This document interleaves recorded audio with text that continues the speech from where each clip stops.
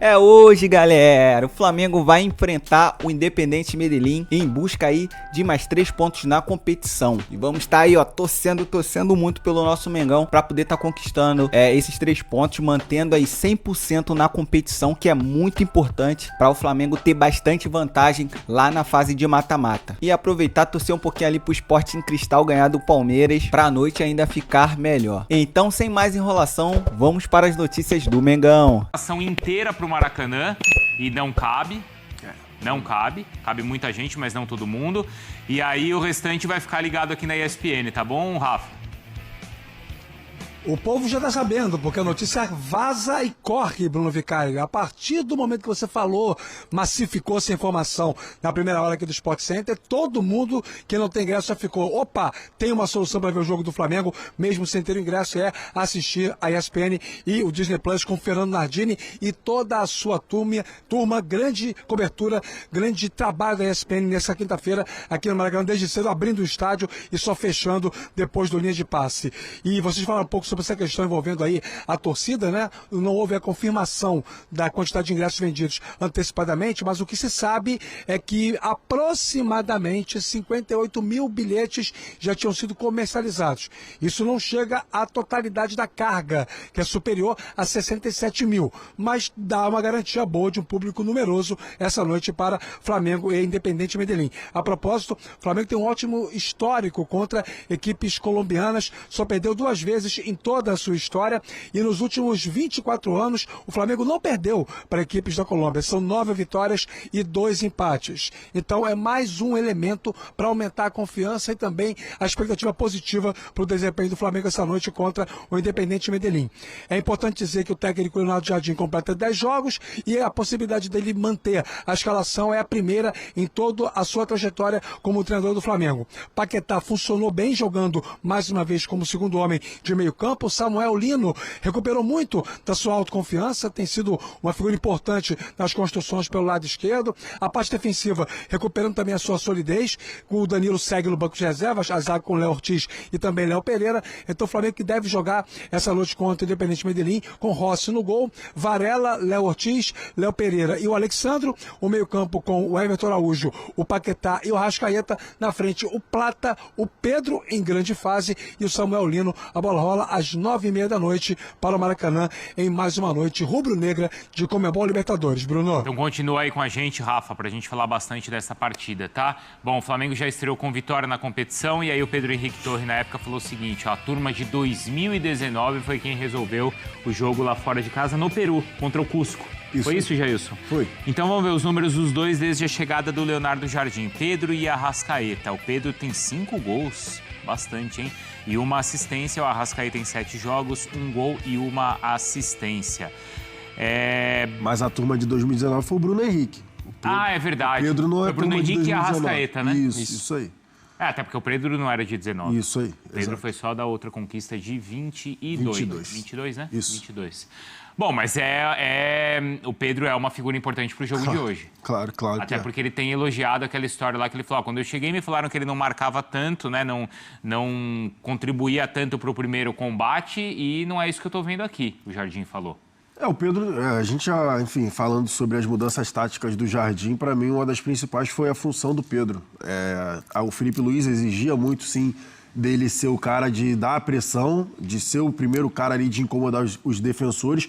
E eu acredito que o Pedro aprendeu muito com o Felipe Luiz, principalmente depois daquele entreveiro, né, que eles tiveram ali no meio do ano passado, e o Pedro melhorou nesse quesito. Só que ainda tinha um ponto, o Pedro era sempre o cara... Não à toa, né? Por ser centroavante, era o cara que terminava as jogadas. Era o 9 mesmo, a referência que pegava poucas vezes na bola, em diversos momentos do jogo, assim. Então, o Pedro, a gente conseguia ver que ele queria participar um pouco mais do jogo, que ele queria se movimentar um pouco mais, mesmo não sendo característica de que, o Pedro vai pegar, vai se movimentar tanto, vai passar por 1, 2, 3. Não é isso que eu tô falando. É de participar um pouco mais de forma ativa do jogo. E aí, com o Leonardo Jardim, para mim, tem essa diferença tática. O Pedro passa a ser o alvo, primeiro alvo das bolas das quebradas, ou da hora de contra-ataque, ou da hora de você sair da pressão. É o Pedro, não é o Arrascaeta mais que vai pegar a bola de costas. Então ele tem participado um pouco mais. Aquele passe que ele dá pro Plata de chaleira ali, né, é sacanagem. Ele tá no meio campo. Ele estava brigando ali, tinha recebido a bola, enfim, ele dá aquele passe. Então ele tem participado um pouco mais do jogo. E eu acredito que até nesse ponto, ele tem se movimentado mais e abre espaço para ele mesmo concluir as jogadas, porque o zagueiro acaba perdendo a referência, dele não ficar lá paradão só como pivô. Então, mas tá aqui, ó, Arrascaeta e Pedro retomam o protagonismo, mas o Arrascaeta em algum momento perdeu esse protagonismo? Não perdeu, né, Dom? Eu acho que não. O Pedro perdeu. O Pedro, não. sim. Mas esse ano não é o Arrascaeta de 25, hein? É isso. É Abaixo, importante Rafa? deixar claro isso. Por que tá baixo? Tá baixo, tá baixo. Em rendimento, os números comprovam isso. Em participação efetiva no campo, está mais marcado pelos adversários. Está um ano mais velho, né? Custou entrar em forma. Foi seguramente o último titular do Flamengo a adquirir a condição física necessária para poder performar em alto nível. Tem vários elementos aí que explicam isso. No começo do ano tinha aquilo, né? Pô, o Arrascaeta não tá em forma ainda. Eu ia Naquele falar na momento parte ainda física. Felipe Luiz, né? Não, eu ia falar da parte física mesmo, que o Rafa já falou. Porque no ano passado, se a gente pegar na final do ano passado, enfim, o melhor ano da carreira do Arrascaeta, você vê ele com imposição física, ganhando os caras na velocidade, conseguindo se proteger mesmo. Que a gente viu no Super Mundial, por exemplo, ele com muita dificuldade, né? É verdade. E Mas esse aí ano... também era contra o Bayern, né? Não, sim, eu sei, mas a gente está falando, por exemplo, de embate físico. E ele demonstrou ter dificuldade nessa questão do embate físico. E nessa temporada, tu ainda via que o Arrascaeta ainda estava numa marcha um pouco abaixo dos companheiros mesmo. Nisso eu concordo com o Rafa, em relação à parte física, sim. E para mim também não é o mesmo ainda de 2025. Ainda que seja uma peça importante, é que também o ano passado, os números dele destoaram até da melhor versão anterior do Arrascaeta, assim. Foi a temporada mais artilheira. E assim, que tinha sido do Cruzeiro de 17, né, Donk? Isso. E aí eu digo, dentro da passagem dele pelo Flamengo, nunca, assim, foi o grande momento de protagonismo, questão de gols, de assistências. E assim, apesar dessa queda dos números, a questão física, vendo a chegada do Paquetá, isso não me preocupa tanto, de um ponto de vista do sucesso do Flamengo ou não.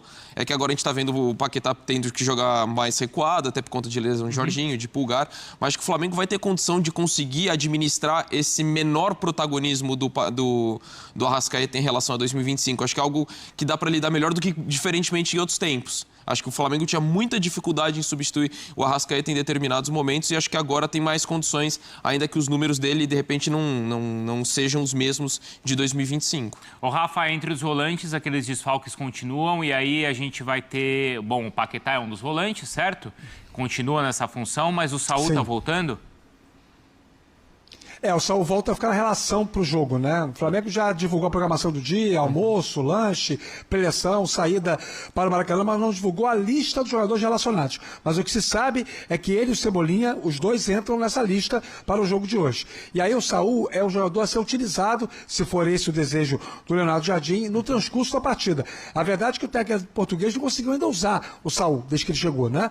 Então precisa entender melhor a questão do funcionamento tático e também o que o jogador consegue acrescentar à equipe em termos de qualidade. O Saúl em forma, a gente sabe, viu jogar várias vezes no futebol espanhol, consegue melhorar muito a saída de bola, consegue ser um jogador participativo na fase construtiva, exerce muito bem uma média alta, várias funções do meio campo, então vai ser um jogador útil, ainda mais nesse período sem o Jorginho e sem o Pulgar. Mas por uma questão de meritocracia, ou seja, o que o Flamengo fez em 2/3 do Fla-Flu do último domingo, e também por uma questão de segurança, o Flamengo não pode ter em jogos de Libertadores, conceitualmente, né? Jogadores que não estão com o ritmo que a competição exige, a gente está apostando que o Leonardo Jardim vai repetir o time do Fla-Flu. E nesse caso, o Saúl fica no banco de reservas. E convenhamos, eu acho mais prudente, não sei se os companheiros concordam, que ele repita a escalação. Everton Araújo fez um ótimo jogo contra o Fluminense, Paquetá muito bem como segundo homem, então não tem porquê, conceitualmente, repito, mexer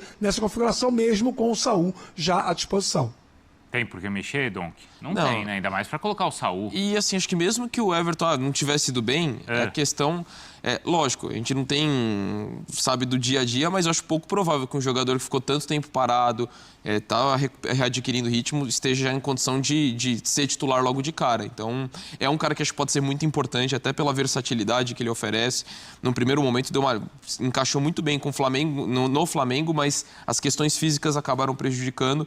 Então, acho que o cenário ideal é que o Flamengo consiga, de repente, se abrir uma boa vantagem, dar uma maior minutagem possível para o Saúl para ele readquirir esse ritmo de jogo. jogo, mas sair logo de cara me parece que não faz muito sentido até por essa questão física. A gente né? vai começar a temporada nem no faz jogo de Logo numa Libertadores. Faz o assim. menor sentido. E aí o Paquetá tá no melhor posição dele também, Jair. Sim, sim, atuando por dentro, atua muito bem por ali o Paquetá.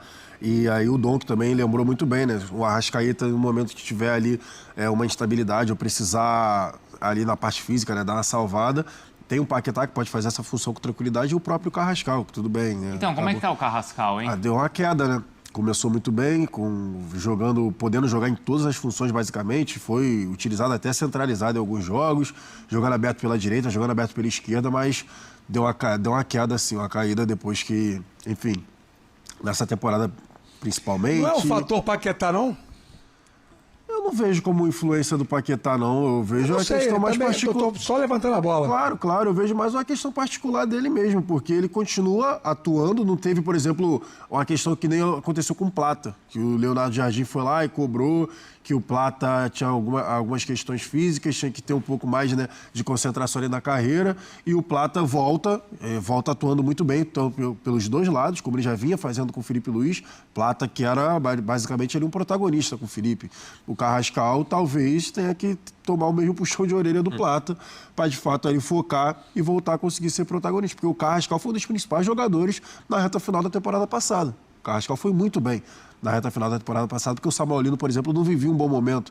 Então, muitas vezes, o Carrascal fazia o lado esquerdo, fazia o lado direito, fazia a parte central. Também, né? No ano passado. O Cebolinha também, na parte final, também foi muito importante. Na final da Libertadores, se eu não estou enganado, joga o Carrascal pelo lado direito, não é isso? E o Samuelino pelo lado esquerdo. Isso. Começa assim. Isso. Eu não lembro se foi exatamente isso, mas o Carrascal foi importante em vários momentos, o Jair tem razão. A questão para mim passa, eu estou levantando essa bola porque eu não tenho informação, então é difícil deliberar sobre algo em que não tem consistência.